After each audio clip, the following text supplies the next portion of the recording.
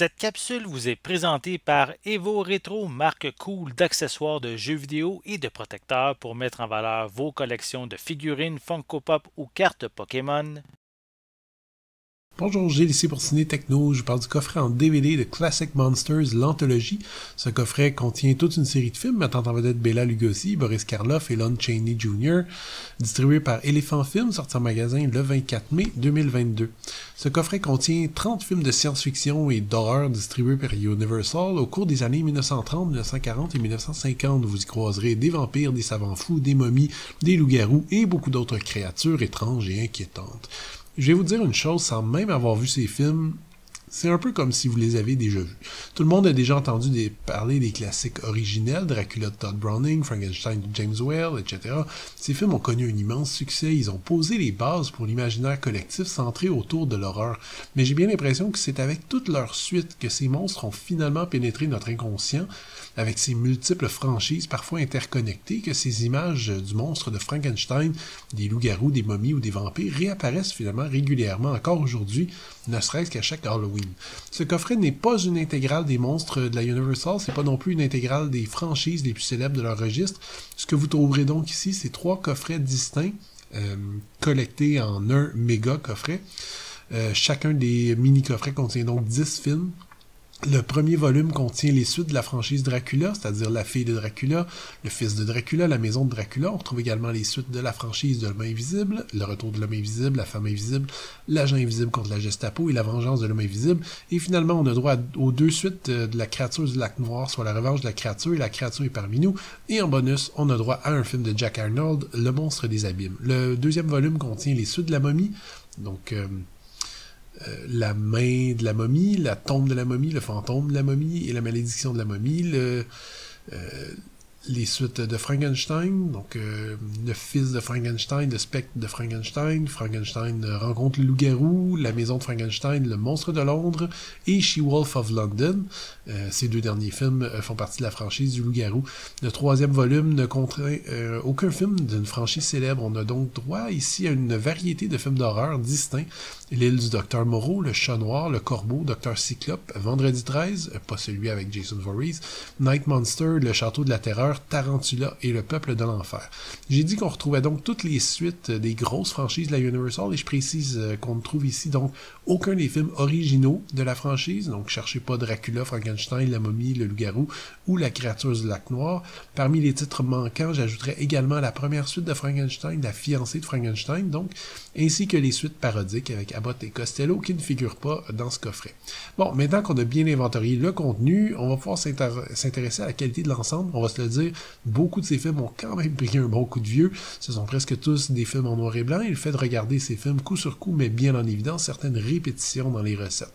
Au bout de plusieurs films, je ne comptais plus le nombre de scènes de dialogue où tous les personnages sont assis ou debout immobiles à discuter de ce qui se passe. Beaucoup de ces suites sont des œuvres plus commerciales qu'artistiques, on va le dire, et donc leur intérêt va forcément être très subjectif. Par exemple, certains films qui sont plus techniquement au point, et même très respectables, comme La fille de Dracula, m'ont un peu moins plu que des œuvres plus absurdes qui contiennent de l'action frénétique, comme La maison de Dracula, ou Frankenstein rencontre le loup-garou.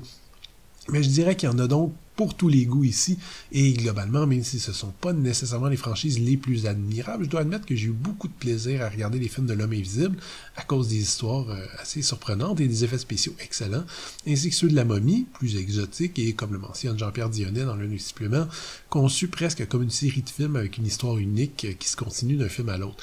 Mais c'est pas avant le 3e volume que ce coffret est parvenu à vraiment me convaincre. On trouve donc encore quelques séries B rigolotes, comme Docteur Cyclope ou Le peuple de l'enfer, mais j'ai surtout découvert de véritables chefs-d'œuvre, des films d'épouvante au scénario étonnamment malsain et sombre.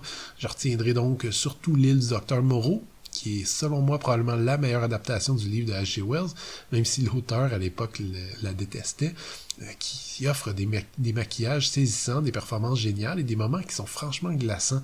Le chat noir est l'autre grand film ici, selon moi, un conte tordu, bizarre du début à la fin, presque cauchemardesque et surréaliste qui mêle crimes de guerre, vengeance, possession et satanisme. Et si ces films sont trop lourds pour vous, il reste quand même d'autres pépites comme l'excellent Tarantula de Jack Arnold. En tout et pour tout, ces 3 coffrets permettent de revisiter une grande part du catalogue des films d'horreur produits par Universal et permet également de bien comprendre les codes cinématographiques cinématographiques de genre spécifiques à chacune des 3 décennies représentées ici. Vous surprendrez peut-être donc à savoir dès les premières minutes si le film est sorti dans les années 30, dans les années 40 ou dans les années 50. Il y a 2 trucs que je dois mentionner ici, c'est que ces films sont sur format DVD. Ce coffret n'existe donc pas en haute définition. Par contre, la bonne nouvelle, c'est que chaque film a droit à son propre DVD. Vous avez donc 30 DVD pour 30 films. Je lève mon chapeau à Elephant Film parce que vu la durée de certains de ces films qui font parfois à peine 1 heure, ça aurait été facile d'en mettre plusieurs sur le même disque pour sauver les coûts. Bon, les films sont présentés à 1,33 plein écran avec piste originale en anglais 2.0 et sous-titres français sur tous les films, mais attention, on ne trouve de piste française 2.0 que sur 10 des films qui sont dans le coffret, soit La fille de Dracula, Le fils de Dracula, La maison de Dracula, Le fils de Frankenstein, Le spectre de Frankenstein, Frankenstein rencontre le loup-garou, La maison de Frankenstein, Le monstre de Londres et She-Wolf of London. Côté supplément, eh bien, chacun des films ici contient au moins une présentation par Jean-Pierre Dionnet sur chacun des films des 2 premiers volumes. On retrouve également une présentation plus générale sur Dracula, L'homme invisible, La créature du lac noir, Frankenstein, La momie et Le loup-garou. Jean-Pierre Dionnet présente également sur le 3e volume les films L'île du Docteur Moreau, Double assassinat sur la rue Morgue et Tarantula, pour lequel il présente également le réalisateur sur un supplément distinct. Grand gourou de la bande dessinée de science-fiction et de fantastique en France, Jean-Pierre Dionnet présente les films comme un professeur cultivé sur un ton très sobre, mais il garde constamment un sens de l'humour très pince sans rire. Je retiens surtout sa blague sur le peuple de l'enfer, où il mentionne que l'actrice principale offre un jeu très bressonnier.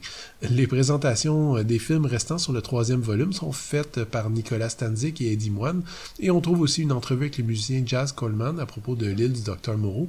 Certains films offrent une galerie d'images et tous les disques viennent avec une bande-annonce. Pour tout amateur de vieux films de genre, ce coffret est un véritable coffre au trésor. Malgré le support DVD, la qualité d'image demeure très correcte, d'autant plus que chaque film tient sur un seul DVD. Les collectionneurs vont peut-être trouver à redire sur les titres absents, forcément, mais si vous avez déjà les œuvres fondatrices des franchises classiques de la Universal, ce coffret vous permettra de compléter rapidement cette espèce de Cinematic Universe qui existait longtemps avant Marvel. Ajoutez à ça une série d'excellents films d'épouvante et de science-fiction, dont L'île du Docteur Moreau et Le chat noir, et des présentations plutôt érudites sur chaque film, et vous avez ici un véritable cours de cinéma qui porte sur le cinéma de genre des années 30 aux années 50. C'était Gilles, merci, bon visionnement.